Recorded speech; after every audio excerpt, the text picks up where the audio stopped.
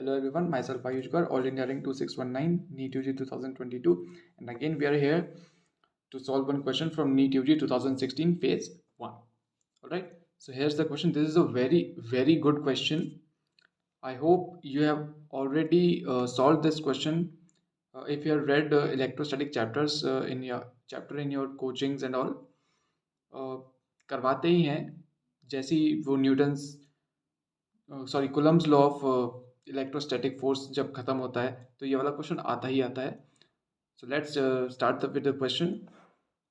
Two identical charged spheres suspended from a common point by two massless strings of length L are initially at a distance small d. Bracket में लिखा है d is much less than L. ठीक है. At a distance d apart because of their mutual repulsion. ये question की language है भाई. दो चार्ज हैं ऐसे, ठीक है, जैसे ये जो मेरे नेल्स देख रहे हैं, ये ऐसे दो चार्ज हैं. ये फिंगर्स जो हैं ये स्ट्रिंग्स आप समझ लीजिए. ऐसे इस पोजीशन पे ये हैंग्ड हैं किसी सीलिंग से. ठीक है. क्यों हुआ ऐसा? Because of their mutual repulsion. भाई ये वाला चार्ज इसको रिपल करेगा. ठीक है, इसलिए ये दोनों इस पोजीशन पे रहेंगे. ठीक है. The charges begin to leak from both the spheres at a constant rate. अब इसमें यह है कि जब चार्ज कम होगा, चार्ज लीक हो रहा है मतलब चार्ज कम हो रहा है. चार्ज कम होगा तो फोर्स भी ऑफ कोर्स कम हो जाएगा. क्यों? क्योंकि force is proportional to Q1 into Q2. ठीक है. As a result the spheres approach each other with a velocity v. अब जब दोनों पास आ रहे हैं, ये दोनों हैं, ये से पास आ रहे हैं, तो इनकी कोई वेलोसिटी रही होगी. ठीक है, वेलोसिटी रही होगी.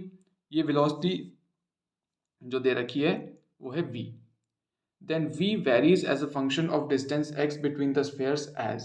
अपने को v और x क्या है? Distance between the spheres. Distance between the spheres है, उसको ऊपर d दे रखा है. यहाँ पे एज अ फंक्शन बोल दिया. एज अ फंक्शन मतलब proportional. v is proportional to, इसी का मतलब फंक्शन होता है. ठीक है. So let's start with the question.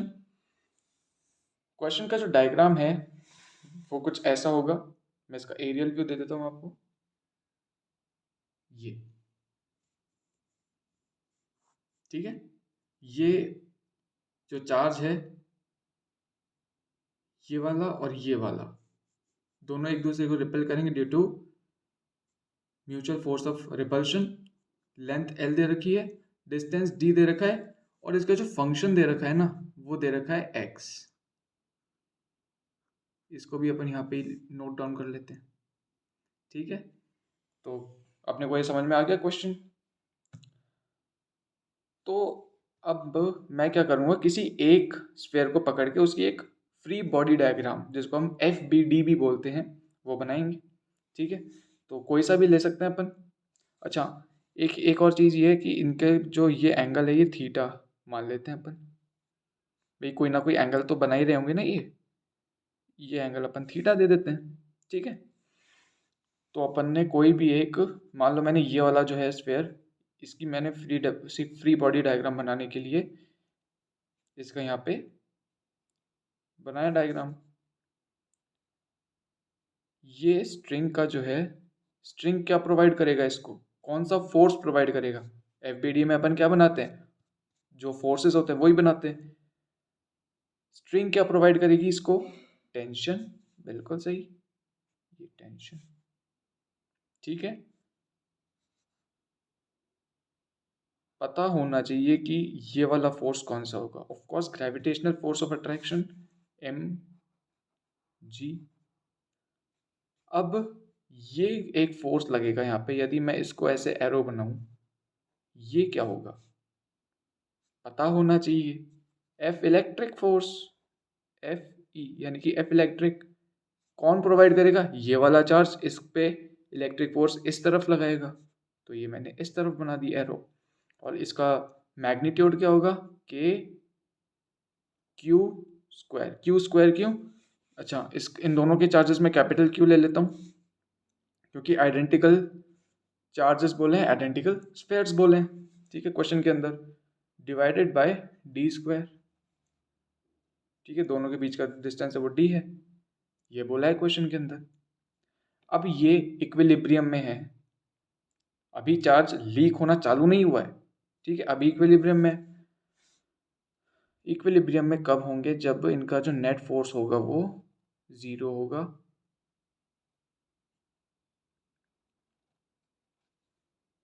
अच्छा ये एरो ऐसे, ठीक है, ये वाला अपन ने इसका डायग्राम बनाया है, तो ये वाला एंगल जो है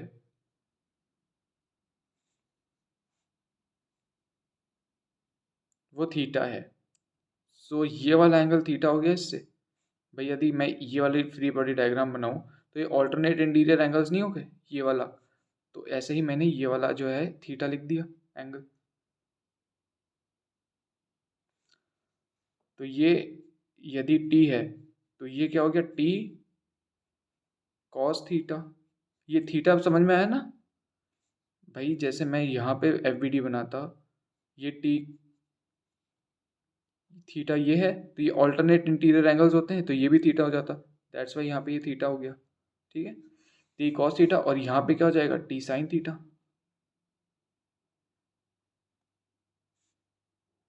ठीक है। सो अब अपन इक्वेशंस बनाएंगे, T sine theta will be equal to, T sine theta किसके इक्वल होगा, इसके इक्वल, एफ ई यानी कि K Q square divided by D square, T cos theta will be equal to, ये टी कॉस थीटा ये किसके इक्वल होगा, एम जी के, ये एम जी के इक्वल हो गया, ठीक है। दोनों इक्वेशंस को अपन डिवाइड कर दें तो ये क्या आ जाएगा, ये आ जाएगा टी से टी कैंसिल हो जाएगा, साइन थीटा अपन कॉस थीटा क्या होता है, tan theta, tan theta is equal to k Q square by D square M g. अब अपने को क्वेश्चन में एक रिलेशन दे रखा है, d is much much less than l, इसका मतलब ये हुआ कि ये जो d जो डिस्टेंस है ना, ये l के कंपैरिजन में बहुत छोटा है, ठीक है, इतना छोटा कि जैसे रफ डायग्राम बनाए, और रियलिस्टिक डायग्राम ये रफ डायग्राम ही है, ये वाला तो मैंने बस d को रिप्रेजेंट करने के लिए, d को दिखाने के लिए, भाई d डिस्टेंस आखिर है क्या, इसके लिए थोड़ा सा दूर दूर बना दिए, वरना एक्चुअल में ये बहुत ऐसे हैं पास पास में ऐसे। तो अब ऐसा नहीं लग रहा ये जो L है इसके कंपैरिजन में D बहुत छोटा है, और यदि ये D बहुत छोटा है तो ऑफ कोर्स जो अब मैं परपेंडिकुलर ऐसे डालूंगा, जैसे जो ये परपेंडिकुलर मैं ऐसे डालूंगा, ये परपेंडिकुलर और ये वाली लेंथ L, ये दोनों लगभग सेम नहीं हो जाएगी, ऑलमोस्ट सेम तो नहीं होगी बट लगभग सेम हो सकती है, सो दैट इज वाई इसको हम अप्रोक्सीमेटली इक्वल टू लिख देंगे साइन थीटा के। साइन थीटा क्यों, मैंने ये वाली जो लेंथ है इसको L लिख दिया, तो L और ये जो लेंथ है ये d/2 है, यहाँ से यहाँ तक की, ये d/2 और ये L, d/2 और L, ये साइन थीटा है, ये थीटा, साइन थीटा क्या हो जाएगा, d/2/L, ठीक है। साइन थीटा की जगह मैं क्या लिख दूंगा, K Q square upon D square M G, sine theta की जगह मैं लिख दूंगा यही चीज, d2 डिवाइडेड बाय L,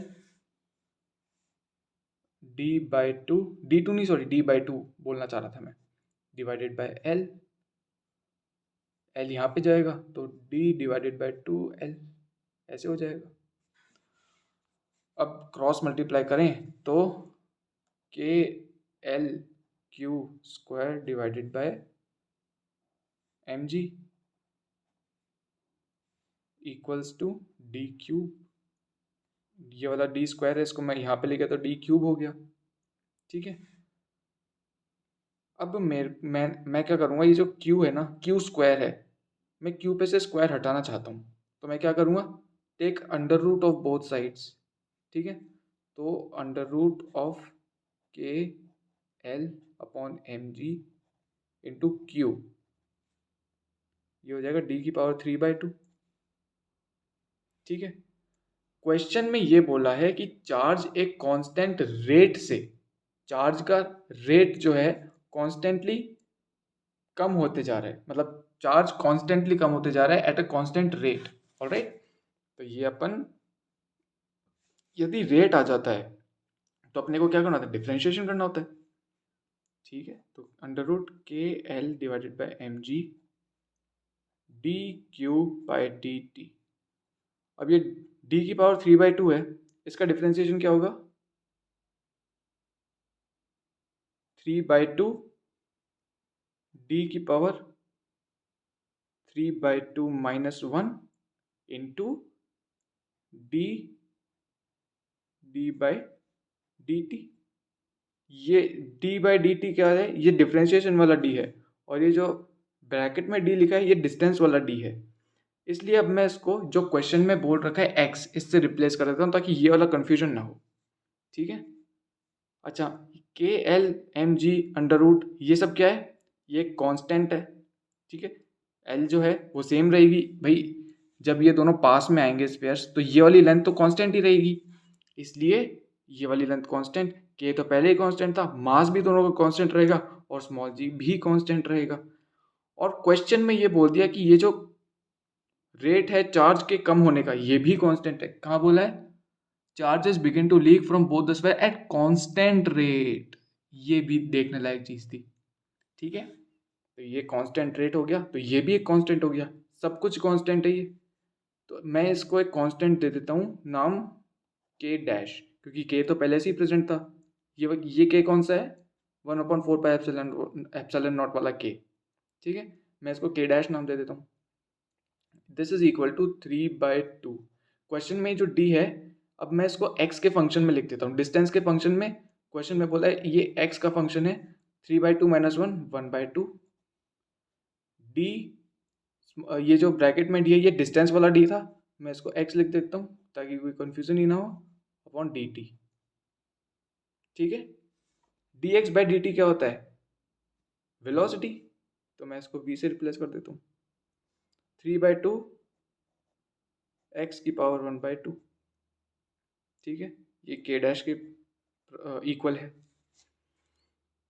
अब मैं क्या करूँगा, ये जो है ना इसको मैं यहाँ पे लेके चले जाऊँगा, तो ये क्या बन जाएगा, के डैश डिवाइडेड बाय 3/2 एक्स की पावर 1/2 इक्वल्स v, ठीक है। सो ये किसके इक्वल हो जाएगा, 2/3 के डैश एक्स की पावर -1/2 इक्वल्स v। मैं इस ये जो 2/3 के डैश है इसको मैं एक नया कांस्टेंट लिख देता हूँ, के डैश डैश एक्स की पावर -1/2 इक्वल्स v। कांस्टेंट हटेगा तो v is proportional to X की पावर -1/2। ये आ जाएगा अपना रिक्वायर्ड रिलेशन, ठीक है। ये आ गया अपना रिक्वायर्ड रिलेशन। मेन जो ब्रेक थ्रू था, अब हर क्वेश्चन में अपन किसी न किसी ब्रेक थ्रू की बात करते हैं। इस क्वेश्चन में जो मेन ब्रेक थ्रू था वो थी ये वाली चीज। पहला ब्रेक थ्रू तो ये वाली चीज थी कि आपको ये पता होना चाहिए कंपोनेंट्स निकालना है, टेंशन के कंपोनेंट्स निकालने हैं, स्ट्रिंग की टेंशन के कंपोनेंट्स। पहला स्टेप यहाँ तक ही नहीं पहुंचते बच्चे, ठीक है, इतना दिमाग लगता नहीं है एग्जाम में, इसलिए ये वाला क्वेश्चन कूलम्ब्स लॉ के साथ साथ ही करा देते हैं मैक्सिमम कोचिंग्स में, ठीक है। तो ये कंपोनेंट्स निकालना, ये पहला ब्रेक थ्रू था, इसको मैं फर्स्ट नाम दे देता हूँ, first breakthrough. Second breakthrough जो था वो ये वाला स्टेप था, और एक मेजर ब्रेक थ्रू जिसको बोलते हैं ये वाला स्टेप। ये वाला स्टेप अपन कब कर सकते हैं, जब ये वाली कंडीशन गिवन हो, ठीक है। tan theta is almost equal to sine theta. Sine theta ही क्यों, कॉस थीटा ही क्यों नहीं, क्योंकि ये वाली जो डिस्टेंस है ना, ये बेस वाला, ये एकदम नेग्लेजिबल हो गया, तो ये वाला जो है ना एल और ये जो परपेंडिकुलर डिस्टेंस है ये ऑलमोस्ट सिमिलर हो गए। तो जो tan थीटा अपन ये लिख रहे थे दिस अपॉन दिस, तो इसको मैं एल से रिप्लेस कर दूं क्योंकि ये और ये एकदम सेम थे। यदि मैं इस वर्टिकल डिस्टेंस को y नाम दे दूं तो L is almost equal to y। ठीक है, तो tan थीटा क्या था? tan थीटा था d बाय 2y। एक्चुअली में तो ये होगा d by 2 divided by y। ठीक है, लेकिन क्योंकि L is almost equal to y, क्यों? क्योंकि अपने को ये कंडीशन गिवन है, तो मैं इसको ऐसे लिख सकता हूँ d divided by 2, y is almost equal to L, तो y को मैं L से रिप्लेस कर देता हूँ, और ये जो d बाय 2L है, d by 2 divided by L, ये क्या हो जाएगा? Sine theta perpendicular upon hypotenuse. ये थीटा यहाँ पे है, ये रहा परपेंडिकुलर अपॉन हाइपोटेन्यूस, इसलिए अपन ने यहाँ पे साइन थीटा लिखा d बाय 2L। इसलिए यहाँ पे साइन थीटा आया और यहाँ पे d बाय 2L आया। फिर अपन ने क्रॉस मल्टीप्लाई करके यहाँ पे d क्यूब आ गया। d को अपन ने x में कन्वर्ट कर दिया मात्र इसलिए क्योंकि क्वेश्चन में ये x की फॉर्म में गिवन थे, और दूसरा इसलिए भाई ये डिफरेंशिएशन वाला d है और ये जो अपन डिस्टेंस वाला d क्वेश्चन में दे रखा है इसमें कंफ्यूजन होता, इसलिए मैंने इसको x से रिप्लेस कर दिया। यहाँ पे यदि क्वेश्चन में x की जगह a गिवन होता तो मैं a से रिप्लेस कर देता, सिंपल सी बात है। ठीक है, और ये दूसरा ब्रेक थ्रू हो गया, मेजर ब्रेक थ्रू, दूसरा ब्रेक थ्रू और मेजर ब्रेक थ्रू, इसलिए स्टार लगा देते हैं। तीसरा जो ब्रेक थ्रू है वो है ये डिफरेंशिएशन। ये वाला जो स्टेप है ना डिफरेंशिएशन वाला, यहाँ पे ही गलती हो जाती है। कैसे गलती हो जाती है?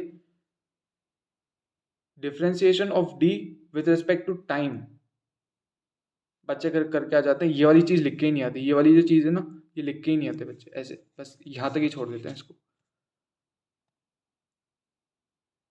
टाइम के रिस्पेक्ट में डिफरेंशिएशन कर रहे हो तो चेन रूल के थ्रू ये भी तो लिखेंगे अपन, ये डी और ये ब्रैकेट वाला D distance upon D time, तो ये बन जाता है डी एक्स। ये अपन ने स्मॉल डी को एक्स से रिप्लेस कर दिया ताकि कोई कंफ्यूजन ना हो, दूसरा क्वेश्चन में भी गिवन था एक्स, इसलिए D x by D T क्या हो जाता है? वेलोसिटी, वेलोसिटी, और फिर ये अपन ने एक्स को यहाँ पे शिफ्ट कर दिया तो अपना ये जो रिक्वायर्ड रिलेशन है ये आ गया एक्स की पावर -1/2। ठीक है, क्वेश्चन बहुत ही अच्छा था, टफ क्वेश्चंस में काउंट हुआ था ये, और ये आई थिंक AI EEE के एग्जाम में भी आया था।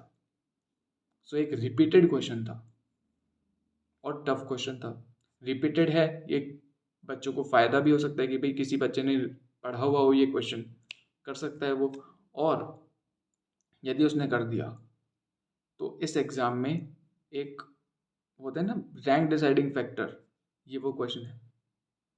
ऐसा तो है नहीं कि भाई किसी एग्जाम में आया नहीं, AI EEE में आया हुआ क्वेश्चन है, इसने पढ़ा होगा उसने झट से सॉल्व कर दिया होगा। So I think you understand well the question. If you understand well, please subscribe my channel and like the video, and stay safe, stay healthy. Thank you and have a nice day.